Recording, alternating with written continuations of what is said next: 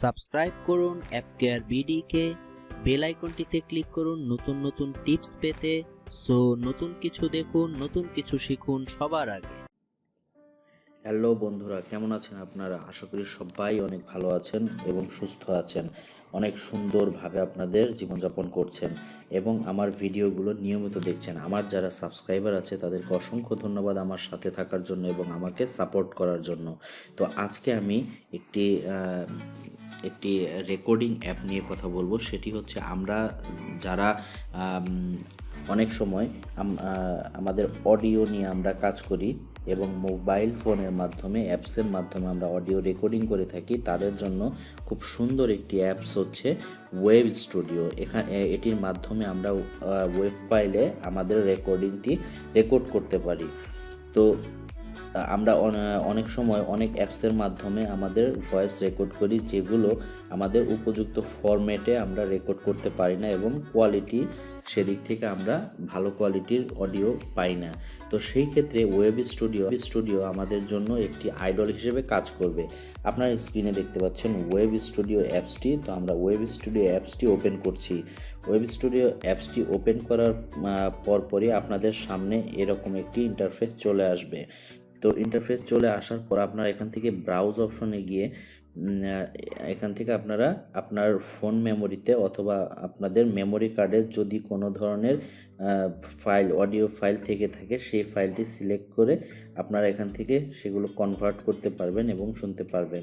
তারপর আপনারা চাইলে এখানে রেকর্ড বাটনে ক্লিক করে আপনার অডিও রেকর্ড করতে পারবেন। অডিও রেকর্ড করার জন্য আপনাদের এখানে ফোন মেমোরিতে যতটুকু স্পেস থাকবে ততটুকুই আপনারা রেকর্ড করতে পারবেন এটির মাধ্যমে।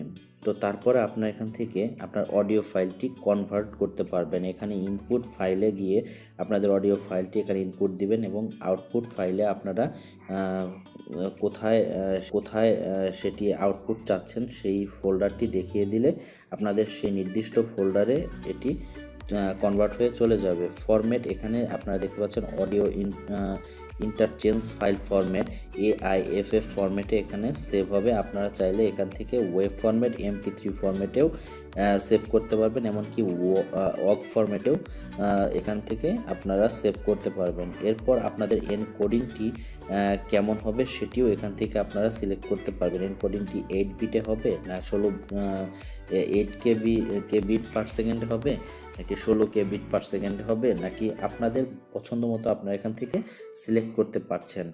তারপর স্যাম্পল রেট এখান থেকে আপনারা কোয়ালিটি এনশিওর করতে পারবেন আপনারা চাইলে। আর যদি চান যে আপনার সোর্সের যে কোয়ালিটি থাকবে, যেমন আপনার মাইক্রোফোনের কোয়ালিটি এবং মাইক্রোফোনের রেকর্ডিং কোয়ালিটি যেরকম হবে, আপনার রেকর্ডিংটিও সেরকমই আপনি চাচ্ছেন, অ্যাজ এ সোর্স হিসেবে যেরকম ভালো কোয়ালিটি আপনি চাচ্ছেন, তো সেটি এখান থেকে সিলেক্ট করতে পারবেন। আপনার চ্যানেলের কেমন হবে, সেটি স্টেরিও হবে না মনো হবে, সেটি আপনার এখান থেকে সিলেক্ট করতে পারবেন। অথবা আপনি যদি সেম অ্যাজ সোর্সে দেন, তাহলে আপনার মাইক্রোফোন এবং ফোন কনফিগারেশন অনুযায়ী আপনার এখান থেকে অটোমেটিক নিয়ে নেবে। তো এভাবেই আপনারা এখান থেকে কনভার্ট করতে পারবেন খুব সহজে। তারপর এখান থেকে আপনারা যতগুলো কাজ করবেন আপনার রিসেন্টে স্ক্রিনে আপনারা দেখতে পাচ্ছেন এখানে শো করবে। আমি কোনো কাজ করিনি বলে এখানে আমার কোনো ফাইল অথবা রিসেন্ট কোনো রেকর্ড নেই। আপনারা যখন কাজ করবেন এখানে আপনাদের সেই রিসেন্ট অপশনে সেইগুলো আপনারা পেয়ে যাবেন। এখান থেকে আপনারা আই বাটনে ক্লিক করে এই অ্যাপস সম্পর্কে যাবতীয় তথ্য আপনারা পেয়ে যাবেন এবং এর ভার্সনগুলো সম্পর্কে আপনারা পেয়ে যাবেন। তো এই ছিল আজকের টিউটোরিয়াল সম্পর্কে। যদি আপনাদের কোনো প্রশ্ন থেকে থাকে তো অবশ্যই আমাকে জানাবেন কমেন্টের মাধ্যমে এবং এই ভিডিওটি আপনার বন্ধুদের সাথে শেয়ার করবেন আশা করি।